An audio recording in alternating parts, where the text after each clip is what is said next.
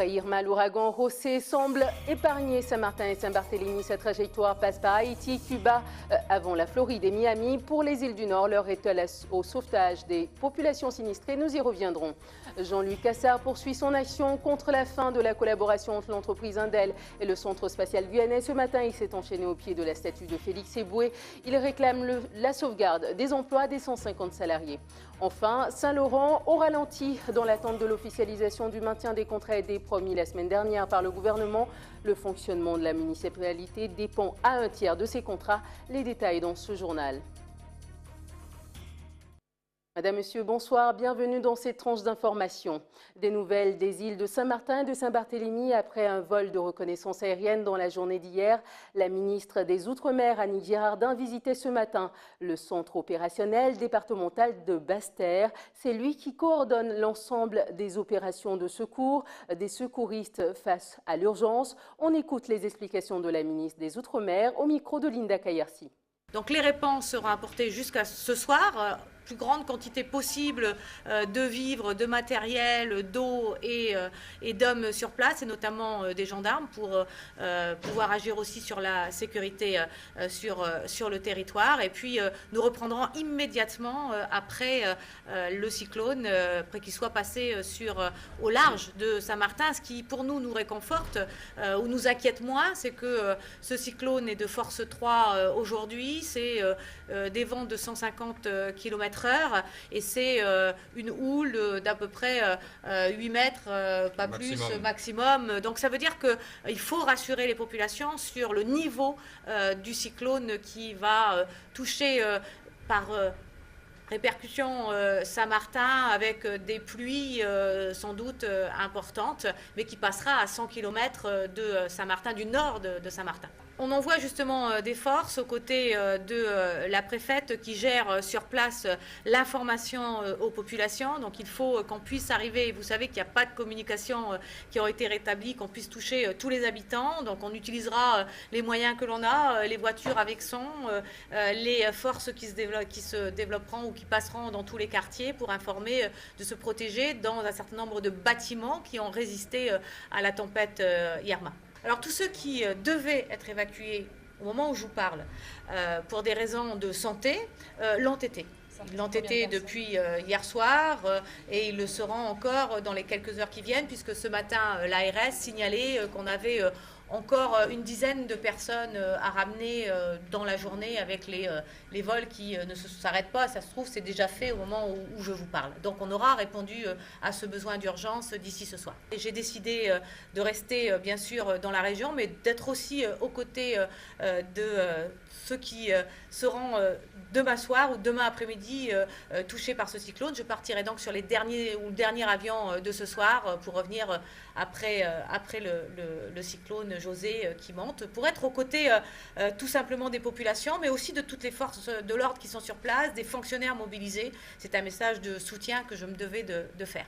L'ordre n'est pas encore complètement rétabli. De nouvelles forces en termes de gendarmerie arriveront là dans les quelques heures qui viennent pour compléter l'ensemble du dispositif, et nous prendrons aussi un certain nombre de mesures administratives d'ici ce soir. Dans le sillage d'Irma, José, l'ouragan actuellement de catégorie 4, poursuit son déplacement vers l'ouest-nord-ouest à 30 km/h. D'ici ce soir, en deuxième partie de nuit, il passera à 150 km des côtes de Guadeloupe avant de frôler d'ici demain après-midi les îles de Saint-Barthélemy et de Saint-Martin, soit 48 heures avant le passage dévastateur d'Irma. En Guadeloupe, les services de Météo France appellent à plus de vigilance. On écoute les précisions du responsable prévision de Météo France. Un ouragan de catégorie 4, donc quelque chose d'extrêmement virulent, très près du centre. Donc il faut malgré tout se tenir informé en continu de l'évolution de la situation météorologique. José est prévu les concerner dans la journée de demain. Donc dès l'après-midi de demain samedi, les conditions vont se durcir assez sensiblement pour eux. Donc ils vont connaître des vents plus forts que chez nous, puisque l'ouragan va passer quand même beaucoup plus près. L'ouragan, malheureusement, a des risques de passer à moins de 100 km des deux îles. Ça devrait donc occasionner des vents forts, sûrement des rafales largement supérieures à 100 km/h. On annonce des rafales pouvant atteindre les 130-150 km/h. Donc associé à ces vents, il y a également effectivement une mer dangereuse. Et puis également, malheureusement, des précipitations qui devraient être relativement abondantes au-dessus de ces îles, peut-être 100, 150, voire 200 mm au cours du passage de José sur les îles du Nord, donc qui va démarrer à partir de l'après-midi de samedi et durer jusqu'en partie de nuit de samedi à dimanche.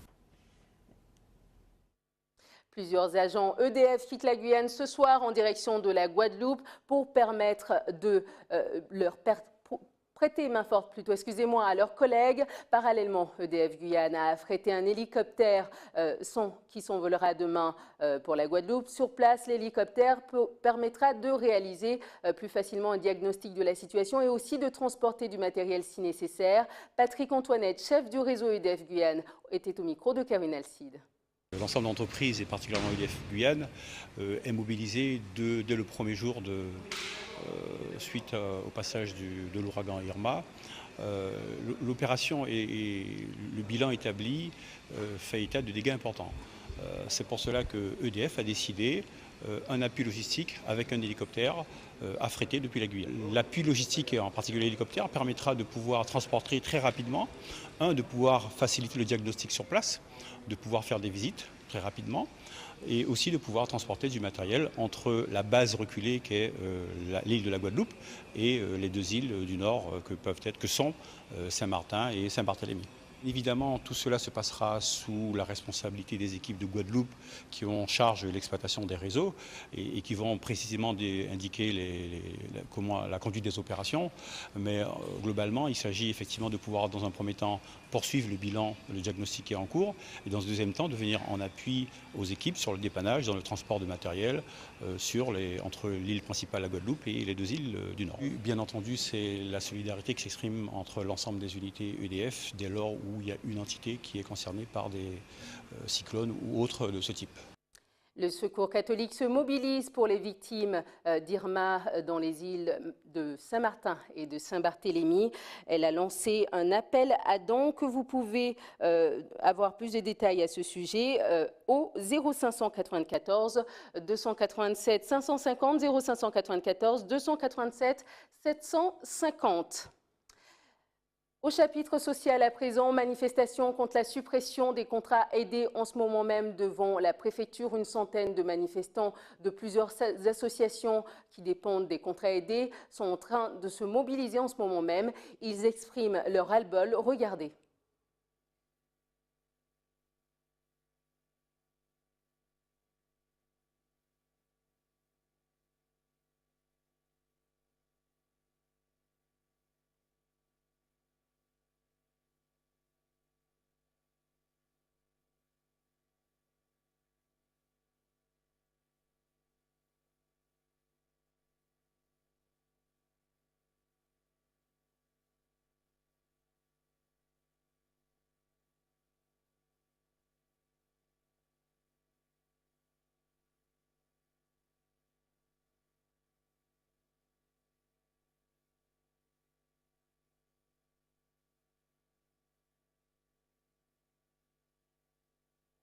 Le STEG UTG et l'ensemble du pôle éducation a décidé de soutenir la manifestation du collectif d'associations parce qu'effectivement les emplois aidés tels qu'ils existent en Guyane permettent aux associations mais à tous les services publics de vivre. Les enlever, c'est forcément créer un grave problème où l'ensemble des services publics vont être très dégradés pour toute la population. C'est inacceptable, inacceptable. Donc nous, on est là en soutien et s'il faut aller plus loin, on essaiera d'aller plus loin. La commune de Saint-Laurent-du-Maroni, paralysée justement par l'absence de ses contrats aidés. Sans contrat aidé, la mairie perd un tiers de son effectif. Les associations et services de la municipalité sont en attente de l'officialisation du maintien de ces contrats pour le dernier trimestre. Promesse du gouvernement confirmée la semaine dernière par le préfet de région. Reportage de Jonathan Lariot. À l'espace associatif Galibi de Saint-Laurent, les animateurs des ateliers périscolaires sont en pleine session de formation. Ici, ils apprennent de nouveaux jeux et méthodes d'apprentissage. Pourtant, derrière ces sessions de travail, l'ambiance est loin d'être au beau fixe. car pour ces jeunes animateurs, le temps peut être compté. Suite à la suppression des contrats aidés, ils pourraient tous se retrouver sans emploi d'ici la fin du mois. J'avais des projets, là c'est tout, si on n'a plus de contrat après, on fait comment nous? Pour nous les jeunes, il y a allocation, la CAF, et travailler. Si tu ne travailles pas, c'est allocation. C'est dans ces deux possibilités-là, enfants ou emmener des mules, voler, plus de violence. Je suis mère de famille, j'en ai 4 enfants à la maison. Il faut se battre et puis voilà. Il ne faut pas le laisser faire quoi. Ici, la PROCEP accompagne la majorité des associations de la ville. C'est hier que la nouvelle tombe. Plus aucun de leurs contrats d'avenir ne sera renouvelé. Et depuis, c'est la crise. Tous les jours, Johan Baléagas, gérant de la structure dans l'Ouest, enchaîne les réunions avec les différentes associations pour pouvoir trouver des solutions. Des animateurs nous le disent clairement, moi je vais aller faire la mule, moi je vais faire des enfants pour toucher la CAF, moi je vais retourner à des solutions qui ne me conviennent pas, mais si on n'en a pas d'autres, et ben voilà ce qu'on fera. On a des associations qui sont perdues, qui ne savent pas comment ils vont faire, qui nous demandent à nous où est-ce qu'on peut trouver des financements. Et donc c'est, à mon avis, plus de la moitié des emplois associatifs qui sont menacés, qui, à mon avis, représentent une bonne moitié de l'emploi ici. Dans la commune, près de 500 emplois associatifs sont concernés par cette suppression. Mais la situation touche aussi la mairie de la ville qui voit disparaître un tiers de sa masse salariale. Pour le maire, la ville est au bord d'une crise sans précédent. Nous allons vraiment droit au mur cette fois-ci. Alors non seulement ce sont les écoles qui sont impactées, nous l'avons vu, mais c'est aussi d'autres services, le service des sports, de nettoyage de la ville, les espaces verts. C'est aussi les services qui sont liés au fonctionnement de la police municipale. Institutionnellement, je n'ai reçu aucun courrier me disant « Monsieur le maire, on va mettre fin au CUI ». Le panier de la mariée est rempli aujourd'hui de la biodiversité grâce à la Guyane, est rempli aussi de la technologie grâce à Ariane, est rempli aussi d'or grâce aux minerais que nous avons dans notre sous-sol. Donc nous sommes conscients que nous apportons quelque chose à la République et il me paraît normal que la République puisse nous le rendre. Sans aucune notification officielle du gouvernement, les structures se voient refuser toute nouvelle demande. Sur toute la Guyane, c'est plus de 3000 emplois qui n'existeront plus, dont une bonne partie sont âgés de moins de 25 ans, des principaux touchés par le chômage. Toujours dans la commune de l'Ouest, il n'y aura plus de collation pour les 9000 élèves des écoles élémentaires de Saint-Laurent cette année. L'entreprise fournisseur estime ne pas réaliser suffisamment de bénéfices. Les explications de Brissardi de Source, enseignante à l'école Laure Paulus, au micro de Jonathan Lariot. C'est une décision obligatoire puisqu'on est contraint, vu le désengagement de l'entreprise, avec un effectif de 9000 parce que nous servions à toute la population scolaire cette collation.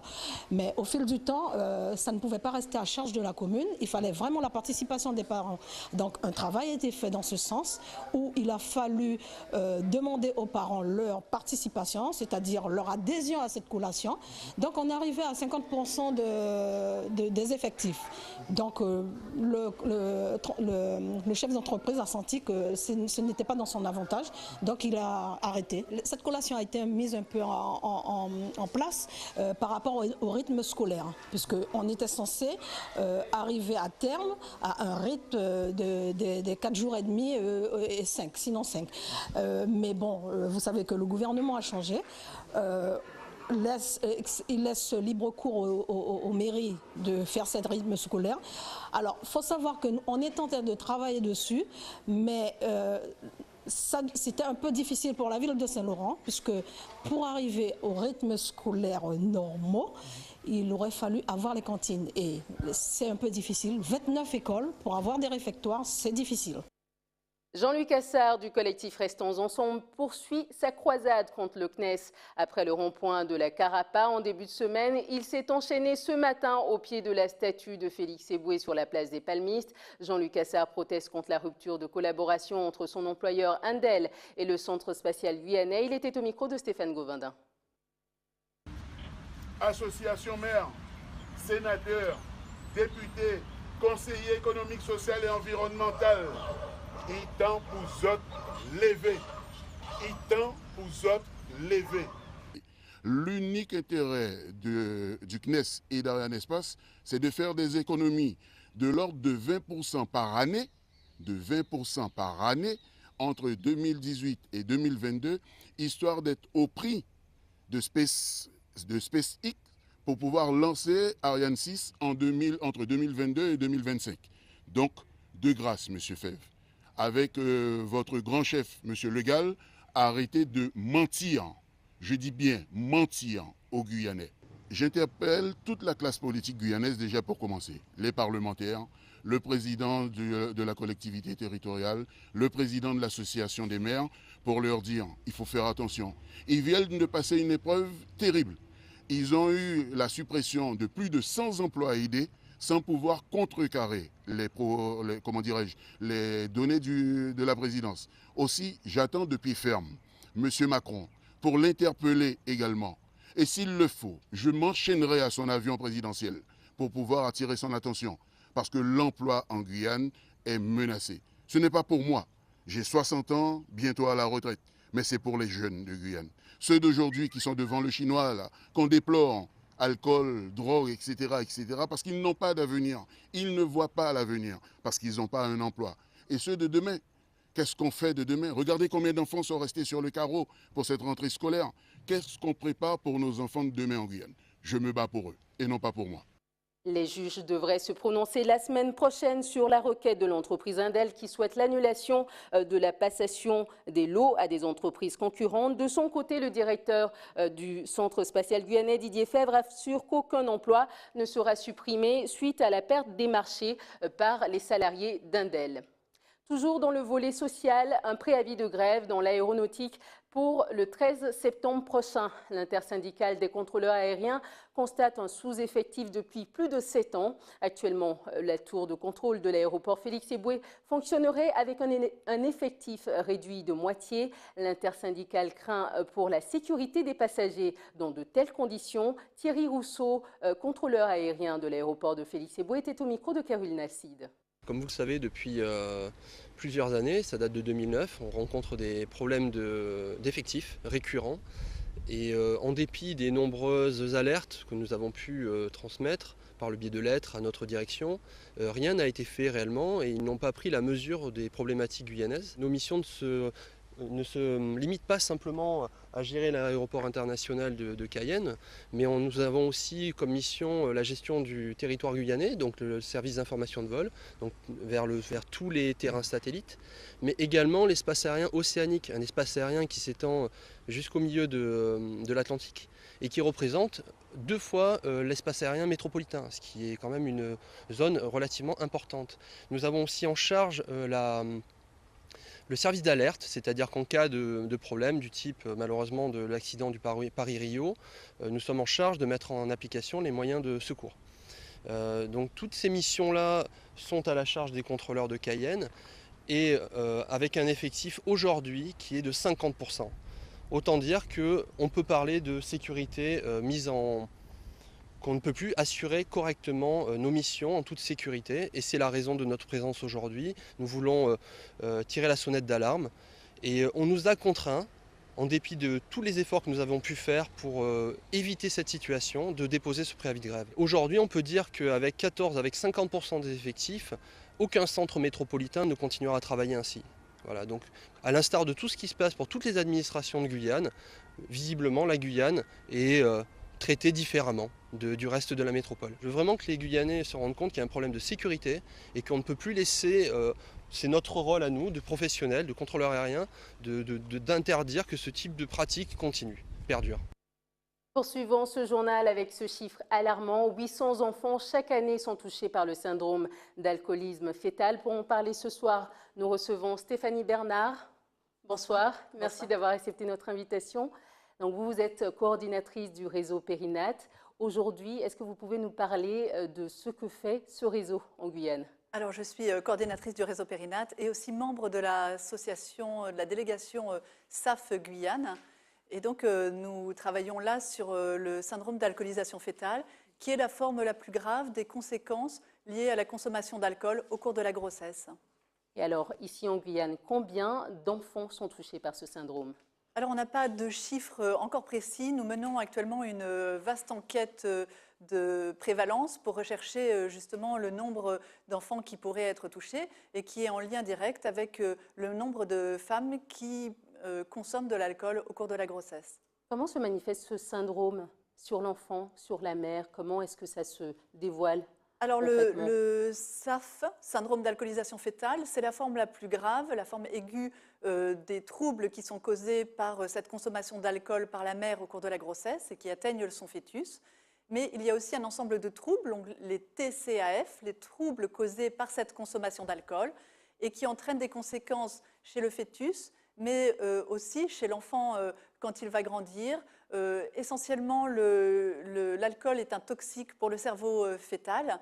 Et donc, on va trouver des troubles dans des problèmes d'apprentissage, des troubles de mémorisation, et voilà, tout au long de la vie, parfois découverts assez tardivement au moment de la scolarisation de l'enfant.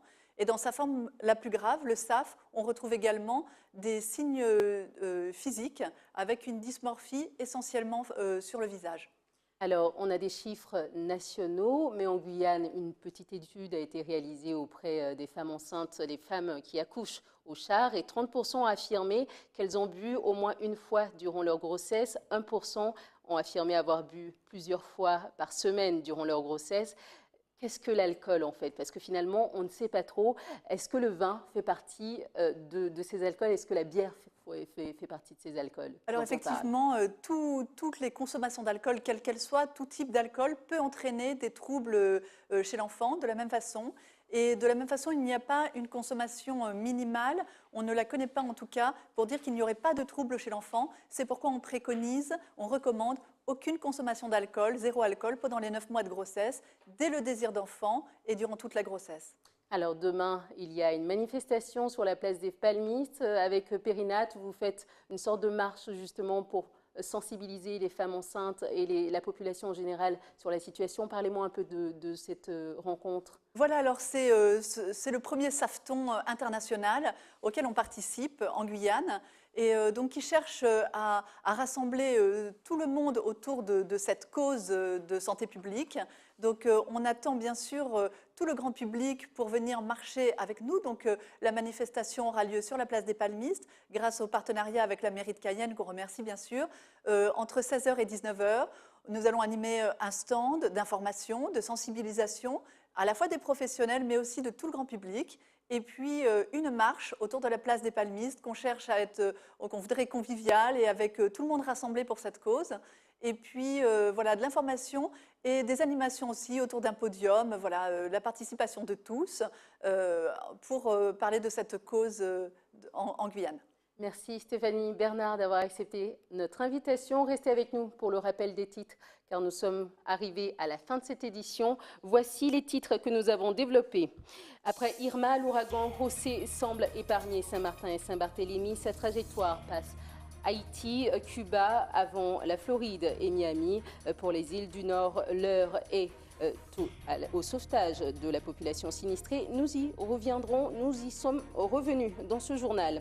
Jean-Luc Assard poursuit son action contre la fin de la collaboration entre l'entreprise Indel et le Centre spatial guyanais. Ce matin, il s'est enchaîné au pied de la statue de Félix Eboué. Il réclame la sauvegarde des emplois des 150 salariés. Enfin, Saint-Laurent-du-Maroni ralentit dans l'attente de l'officialisation du maintien des contrats aidés. Promis la semaine dernière par le gouvernement, le fonctionnement de la municipalité dépend à 1/3 de ces contrats.